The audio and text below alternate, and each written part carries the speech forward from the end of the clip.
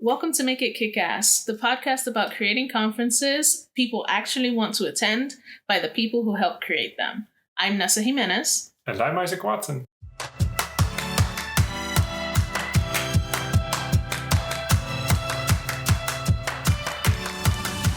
We see them when we walk into a venue.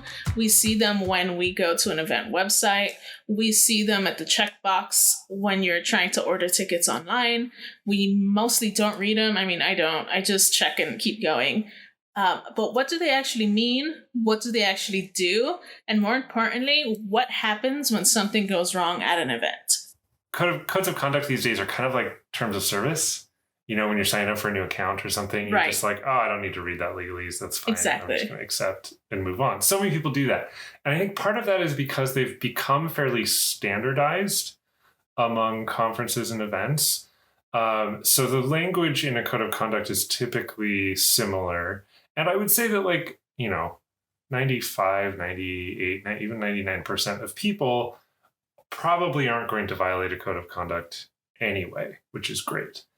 That doesn't mean that they're not important. They have to exist. They need to exist, unfortunately, because as we all know, some people are stupid and will violate it if you don't, if you're not careful. So, I'm not really clear on the exact history of a code of conduct. I know they've been around for probably, I would guess, 8 or 10 years. I think if I recall correctly, they came up around specifically tech conferences. I would also say not just tech conferences, but the San Diego Comic-Con, where there's a lot of cosplayers and there's a lot of issues around consent about what's okay to do with a cosplayer, and with women being assaulted at these events, sadly. And so through these reports of these incidents, I think what happened is a lot of conference organizers realized we can do better, or the attendees demanded that the organizers do better. And so this was done in response to that. So a code of conduct is essentially a way of codifying what is and isn't okay for an attendee or a speaker or a sponsor to do during the event, and it gives the organizers a course of action to take that everybody's agreed to up front, and so it tries to smooth out the process of addressing a potential issue. I think that now, generally speaking, there's an expectation that, every event is going to have a code of conduct. There are even a few codes of conduct online that have been created specifically so that people can copy and paste them and adapt them for their events in case that, someone who's hosting an event doesn't know how to write the code of conduct. But I think that has positives and negatives. So the positives, I would say, is if you don't know how to write a code of conduct, fantastic. You have a great example online and it's okay, and you don't have to put that much thought into it. However, I would say a negative is, and this is what we're going to get into, you have the code of conduct and you know you're supposed to have it, and you have it because there is that expectation. But are you prepared to stand up for that code of conduct? And are you prepared to take action if that code of conduct is violated? Because it's not just about having a set of rules. It is also about, if these rules are broken, what is the procedure? What is going to happen as a result? Yes. And I think that what I've seen over the years is that as code of conducts have become more prevalent, and as the adoption of codes of conduct has become just kind of status quo, what a lot of even speakers and other attendees are starting to demand and request of organizers is that they also commit to enforcing that code of conduct, because if you're not going to follow through on it, then why do you even have it in the first place? So you're right. There are plenty of resources out there. And, we, as a producer of conferences, I insist that all of my clients adopt a code of conduct, but also understand what that means and what that means about enforcement, because purely having something up on the website isn't going to be sufficient for following through and being able to address a potential conflict if it arises. And what does a good code of conduct have, or what does it achieve? To me, what makes a code of conduct good are three components. One, it needs to be up to date. So you can't just copy and paste something that you found from a conference website from 5 years ago. There may be things in a code of conduct for, a Comic-Con that are specific to cosplay, for example, that don't apply to your business conference where your attendees aren't coming dressed in costumes. Right. So just like fine tune and make sure it's up to date and relevant. That's piece number one. Second, a good code of conduct is a code of conduct that is communicated. If you are not putting that information out there to your attendees, to your speakers, to your sponsors, to even to like internal staff at your company to make sure that they're all aware of what's in there, then it makes it really hard to enforce or back that information up. Which is why I think it's important to communicate multiple times that there is one, right before the event. Please make sure you review this. You could even call out that it's changed recently to kind of encourage people to familiarize themselves with it. And there are two reasons for that. One is not just to discourage behavior, but two, to let attendees know what you are willing to stand up for and enforce, and to let them know how they can report. The third component to me for a good code of conduct is enforcement. We talked about that a little bit already, but it's worth harping on, because if you don't have a plan in place to deal with any potential violations that are reported or accusations that are made, then you are going to get caught flat-footed and really have a hard time backing up what you've said you would do to protect the people who have gathered at your event. And that puts you at a disadvantage. I wanted to say a few words about what a code of conduct is not. A code of conduct is not a wokeness street cred thing. And that's kind of where the marketing comes in, because I see that all the time. It's like, oh, we have this code of conduct, and they're trying to use it to prove, like, look how forward we are, look how inclusive we are, look how cool we are. But if you're not enforcing it, if your only intention is for this marketing, is for this street cred, it's useless. You already touched on it, but I'll say it again. A code of conduct is not a decoration. It's not a dead document. It's not a set it and forget it thing. It has to keep evolving, keep changing, keep growing, because culture changes. Absolutely. I agree 100%. And I think the current affairs and current events piece of it does have a lot of influence. I mean, you look at some of the more tragic things that have happened at larger events like mass shootings and other major issues like that. Those types of things bring into the spotlight additional things that can be called out in a code of conduct. And I've seen people adapt theirs to include firearms bans, to include, weapons, other kind of weapon carrying policies and things like that. And that is relevant and that is important, because as the world continues to change and as things happen, we as event organizers and producers need to adapt and evolve and make sure that we're responding to potential conflicts and potential incidents and issues and things like that through our codes of conduct. Do you think COVID or health-related things are going to be making their way into codes of conduct? That is an excellent question. There's been a lot of talk lately, especially around, vaccine requirements for in-person gatherings or on-site testing, and how do you, if this goes back to all the debate about,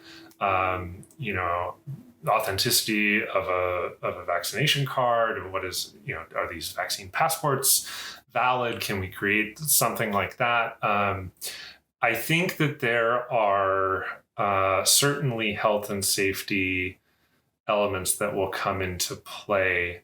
I don't know how that's really going to be affected by the pandemic. It's hard to say at this point how that's going to bear, especially because so many people are focusing on hybrid events these days, that the in-person health and safety, I think, is less in the forefront of people's minds than maybe it should be. So I don't know. That is an excellent question I don't really have an answer for.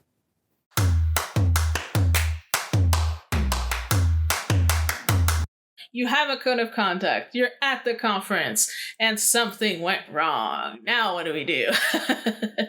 And I will tell you a story. I will kind of change the details so nobody gets in trouble, but I was working at a conference not that long ago. And the conference involved a social justice issue. One attendee attacked another attendee verbally.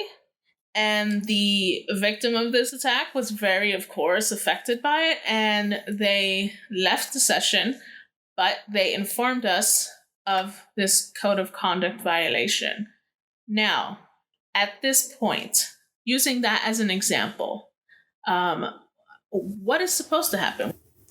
So to me, so I appreciate the example. It's a perfect example of something that could have happened. I think often when we talk about codes of conduct, we're kind of implying sexual assault, which is a bit more of an extreme, and that, of course, involves potential criminal action as well. So that's a great example. The other thing to me is that is the middle of the story, not the beginning of the story from a code of conduct standpoint. So for me, as an organizing team, you get a report like that, you're in the middle of your code of conduct enforcement process, because everything that's come before that, all the planning that you've done, is going to inform what happens next. Exactly. So let's start with the beginning, the proactive nature of codes of conduct. So you've set one up. Great. You've established a code of conduct. You made sure it was relevant. Cool. Also, you need to figure out what your plan is going to be when you do get a violation or a report that is affected by the code of conduct. So to me, that includes knowing how things are to be reported and how they'll be escalated, right? So typically on-site staff are then going to pass the report along to somebody in a leadership position or a decision-making position. And then that person needs to know what to do about it. That includes who is involved with any decision-making, what kinds of actions are anticipated that you may need to take. That could be everything from, blocking someone from a virtual chat to ejecting somebody from a physical venue to escorting them off the premises with security to calling the police, right? So like there's a graduated scale of action that you could take. If you don't know what those are in advance, it's going to be really hard to come up with those on the fly and be able to respond in the right way.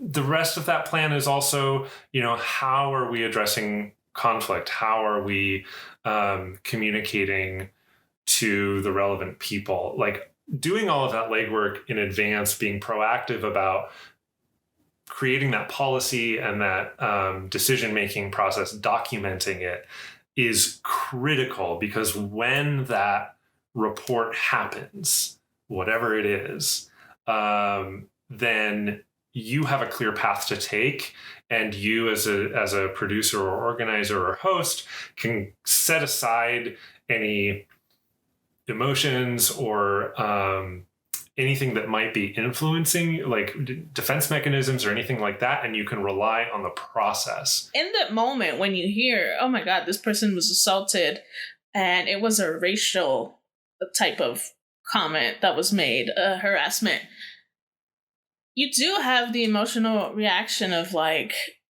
man, that's fucked up. Like, I got angry and upset, but having that protocol, I know what I need to do. And yeah, I can feel my feelings, but I know what the next steps are.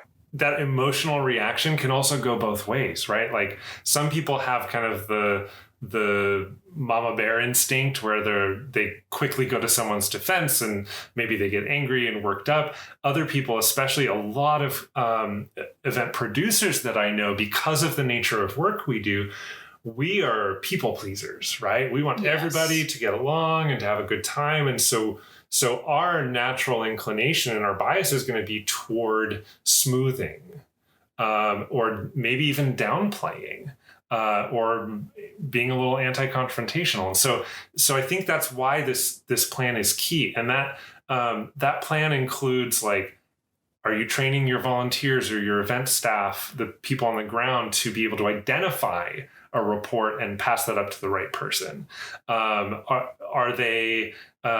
Is your team enrolled in conflict resolution training? Have you, like, there are all kinds of things that you can do in advance to prepare for this kind of stuff. And you are so smart to have been working with a team that could anticipate these potential issues because of the subject matter of the event. Knowing, okay, if we're going to have a conduct violation, it's likely going to be in this realm, or it could be this, or this. And so we're going to come up with maybe some scenarios, and you can run some role playing and do some prep in advance to figure out, okay, how can we do this in a way that is kind of procedural and make sure that we're treating everything consistently. And with every event, again, the whole point of this conversation is, if you're going to have a code of conduct, are you prepared? Are you willing to stand up for it? Do you have that plan of action? Because if you don't, then you are, instead of creating a safe space for people to participate, you're actually putting them in danger, because something happens and then, okay, now what? And I've seen this particularly in the online spaces where, okay, they're using the codes of conduct, they're copying and pasting, but then the event comes, and in the chat room while the stream is going, you have people saying racist stuff, sexist stuff, just spamming the chat. And I'm sitting here going, okay, where is the mod? Where is the mod? Like, these people are spamming racist stuff. Where are the mods? And that tells me this event is not safe for me. This is not a place that I want to be in. So don't do it. I'm really glad you brought that up, because, I mean, we've harped on enforcement, but we haven't really talked about what that is. Like, it's not just what are you going to do when something happens. It's also, how are you paying attention to what's happening? Because you can't rely on any one particular attendee to feel comfortable reporting an issue. There are still a lot of issues where any given attendee just may not feel comfortable coming forward because they don't know your organizing group. They don't trust the process. Maybe they've been burned before. Any number of reasons that they may not make a report, and so you need to be actively paying attention to that. Moderate your chats. It's not that hard. Yes. You could spend 5 minutes brainstorming common phrases or slurs or whatever that might be posted in a chat and just come up with a running list to refer to. Like, it's not that hard to do. And yet so many people seem to forget that part. And I will also bring up the fact that if your event is free, anybody can walk in. And that means that you have a way higher probability of getting jackasses in your event. Yes. Which means you need to do your job and, like, watch the event like a hawk. Mm-hmm. And this is, I mean, it's not just racist and sexist comments. It's also like self-promotion and, trolling. And there's all kinds of behavior that is worth moderating and worth paying attention to. It's easier to deal with online. Like, just block them. Like, kick them out.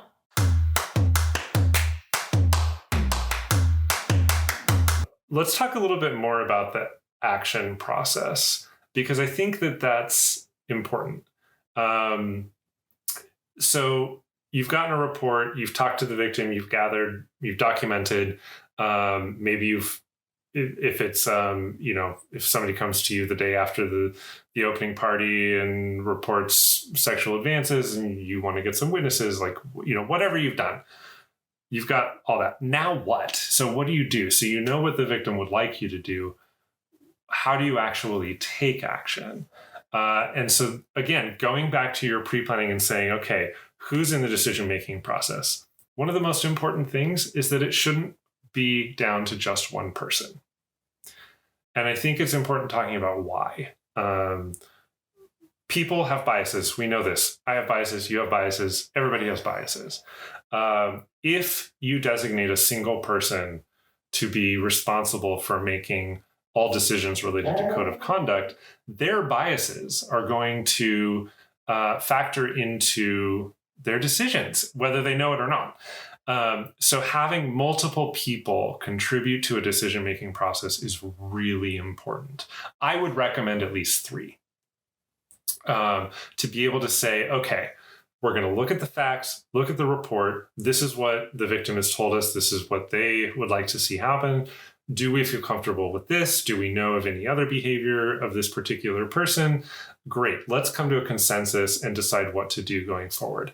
That way, the decision is placed upon multiple people's shoulders, and you can back each other up if things go south. More than one person, but at the same time, not everybody on the staff needs to know the drama. Yes. Or the it's not a gossip sesh. Not everybody on the team needs to be involved in code of conduct. So also identifying the people, okay, if something happens, these people need to be informed, but these people don't need to worry about it. Yes. I think the keys here are anonymity, keeping it quiet and swift. So you need to be able to react quickly. You want to only inform those people who need to know what's going on. And you want to keep the victim's identity anonymous as much as possible.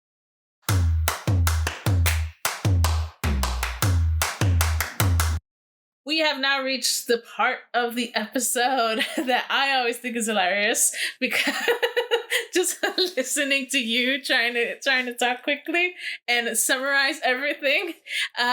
This segment is called Too Long Didn't Listen. If you don't have time to listen to the full episode, what Isaac does in this segment is he tries to summarize all of the big important points that we've just discussed in 60 seconds or less. So take it away, Isaac.